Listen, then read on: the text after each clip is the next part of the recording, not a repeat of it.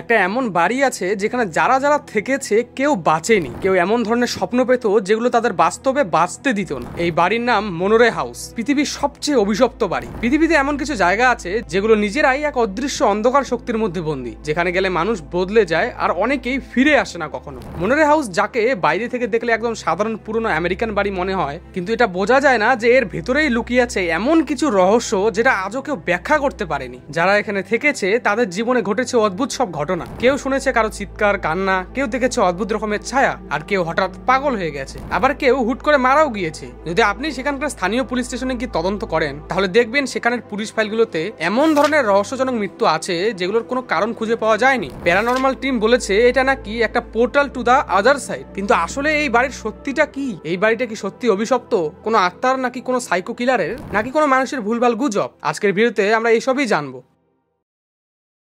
পৃথিবীর সবচেয়ে কার্সেড হাউস অর্থাৎ ভুতুরে বাড়ি দ্য মনোরে হাউসের রহস্য। বাড়িটি অবস্থিত আমেরিকার হার্টফোর্ড সিটি, ইন্ডিয়ানাতে। বাইরে থেকে দেখলে মনে হবে একদম সাধারণ পুরনো একটা 2 তলা বাড়ি, চুপচাপ ভাবেই রাস্তায় দাঁড়িয়ে আছে। ভাঙা জানালা, জং ধরা গেট আর দরজায় ঝুলছে একটা পুরনো তালা। কিন্তু এই চুপচাপ শান্ত দেখানো যে বাড়ি, সেটা আসলে একটা অন্ধকার ইতিহাসের সাক্ষী। সেখানকার স্থানীয় লোকেদের মতে 1800 সালের শেষ দিকে এখানে প্রথম থাকার জন্য একটি পুরুষ ও মহিলা, অর্থাৎ তারা কাপল ছিল, এরা আসেন। লোকটা ছিলেন বিজনেসম্যান, শান্ত ভদ্র, এরকম মানুষ হিসেবেই সবাই তাকে চিনত। কিন্তু একদিন হঠাৎ তার স্ত্রী সকালে উধাও হয়ে যায়। কেউ জানে না সে কোথায় যায়। তাকে বহু খোঁজাখুঁজি করা হয় কিন্তু তাকে খুঁজে পাওয়া যায় না। তবে পাশের বাড়ির এক বৃদ্ধা বলেছিলেন আগের রাতে তিনি চিৎকার শুনেছিলেন, কারো চিৎকার, যেন কেউ সাহায্য চাইছিল। পরের দিন থেকে এই ঘটনার পর বাড়ির দরজা আর কেউ খোলেনি এবং সেই বাড়িতে আর কেউ থাকেনি। বছর কয়েক পর 1930-এর দশকে সেখানে ওঠেন একটা ডাক্তার। মানুষ বলতো তিনি ছিলেন অদ্ভুত। রাতের পর রাত বাড়ির বেসমেন্টে আলো জ্বলতো তার। চারপাশের লোকজন শুনতো যন্ত্রপাতির শব্দ, লোহা পেটানোর আওয়াজ আর কখনো কখনো অদ্ভুত রকম চিৎকার।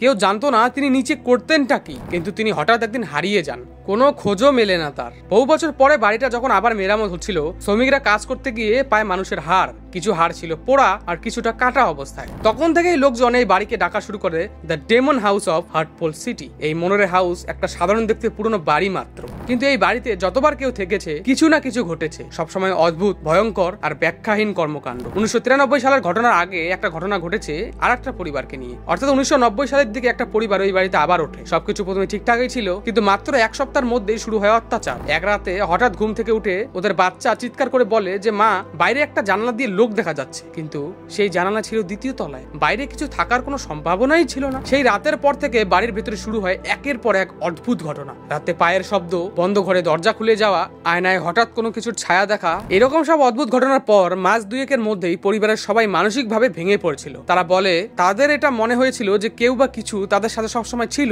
শেষ পর্যন্ত ভয় সহ্য করতে না পেরে তারা সেই বাড়ি ছেড়েই চিরতরে চলে যায়। এরপর 2016 সালে একদল ঘোস্ট হান্টার দল আসে তদন্ত করতে। তারা বাড়ির বেসমেন্টে ক্যামেরা বসায়। রেকর্ডিং দেখা যায় দরজা নিজে নিজে নড়ছে, আর হঠাৎ এক মুহূর্তের জন্য দেখা যায় একটা অস্পষ্ট মুখ। আরো অদ্ভুত বিষয়, বাড়ির এক কোণে তারা অনুভব করে হঠাৎ তাপমাত্রা যেন 20 ডিগ্রি করে কমে গেছে। যখন তারা সেই জায়গাটায় গিয়ে খোঁড়া শুরু করে, ঠিক তখনই মাটির নিচ থেকে বেরিয়ে আসে 2টি মানুষের হাড়। এই যে এবারও হাড় পাওয়া গেল, এটা কি কেবল কাকতালীয় ঘটনা, নাকি সত্যি এই বাড়ির ভেতরে কিছু আছে যা এখনো মুক্তি পায়নি? 2016 সালে মনোরে হাউস থেকে যখন মানুষের হাড় উদ্ধার হয়, পুলিশ প্রথমে ভেবেছিল এটি কোনো পুরনো অপরাধের প্রমাণ হতে পারে, অর্থাৎ কাউকে মার্ডার করে সেখানে পুঁতিয়ে রাখা হয়েছিল। কিন্তু তদন্তে দেখা যায় হাড়গুলো খুবই পুরনো এবং ডিএনএ টেস্টেও কোনো নিখোঁজ ব্যক্তির সঙ্গে মিল পাওয়া যায়নি। এই ফলাফল পুলিশকেও হতবাক করে। এরপর ঘটনায় যুক্ত হয় প্যারানরমাল গবেষকরা। তাদের মতে এই বাড়িটি নাকি এক ধরনের পোর্টাল, মানে এমন একটি দরজা যার মাধ্যমে আত্মারা অন্য জগৎ থেকে এই জগতে আসে। তাদের দাবি এই বাড়ির প্রতিটি দেওয়ালেই এক ধরনের শক্তি অনুভব করা যায়, বিশেষ করে সেই বেসমেন্ট যেখানে ক্যামেরায় ধরা পড়েছিল সেই অদ্ভুত মুখ। কিন্তু বিজ্ঞানীরা এই ধারণা মানতে নারাজ। তাদের মতে পুরো ঘটনায় টক্সিক মোল্ড, অর্থাৎ বিষাক্ত ছত্রাক এবং কার্বন মনোক্সাইড লিক এর প্রভাবে ঘটে। এই দুটি জিনিস মানুষকে হ্যালুসিনেশন, শ্বাসকষ্ট ও আতঙ্কে ফেলতে পারে, যার ফলে তারা এমন সব জিনিস দেখে যা বাস্তবে নেই। তাহলে প্রশ্ন হলো, সেই সব ভিডিও ফুটেজের ছায়া, দরজা নিজে নিজে নড়া আর মাটির নিচে পাওয়া হাড়গুলো, এগুলো কি সবই কাকতালীয়? একটা জায়গা যদি অনেক বছর ধরে ভয়ের গল্পে ঘেরা থাকে, তাহলে সেখানে যারা যায় তাদের মনেও সেই ভয়ের অংশ হয়ে দাঁড়ায়। মনোরে হাউস নিয়ে যত বেশি কথা হয়েছে তত বেশি গল্প ছড়িয়েছে, মানুষের মনে তত গভীরভাবে বসে গেছে এই আতঙ্ক। গবেষকরা বলেন মানুষের মন নিজেই ভয় তৈরি করতে পারে। যখন কেউ শোনে যে ওই বাড়িতে আত্মা আছে, ওখানে এমন এমন ঘটনা ঘটেছে, তখন সে নিজের মধ্যেই সেই ভয়টাকে তৈরি করে ফেলে। মনোতত্ত্ববিদদের মতে এই ধরনের সাজেস্টিভ ফিয়ার মানে যদি তোমাকে আগেই বলে দেওয়া হয় যে সেখানে কিছু ভয়ঙ্কর আছে, সেখানে ভূত আছে বা সেখানে কিছু অশরীরী আছে, তাহলে তোমার মস্তিষ্ক সেটাকে নিজে থেকে ইমাজিন করা শুরু করে। রাতের অদ্ভুত আওয়াজ, বাতাসের শব্দ বা নিজের হার্টবিটও তখন অস্বাভাবিক মনে হয়। ভয় শুধুই বাইরে নয়, ভয় থাকে আমাদের ভেতরেও। আর যখন মন বিশ্বাস করে তখন অদৃশ্য সত্যি হয়ে যায়। এই কারণে অনেক মনোবিজ্ঞানীরা বলেন মনোরে হাউস হয়তো সত্যিকারের ভূতের বাড়ি নয়, বরং এটা সেই ভয়ের প্রতিচ্ছবি যা মানুষ নিজেই মনেই তৈরি করে নিয়েছে। আর কখনো কখনো সেই মানসিক ভয়ই বাস্তবের থেকে বেশি ভয়ঙ্কর হয়ে ওঠে।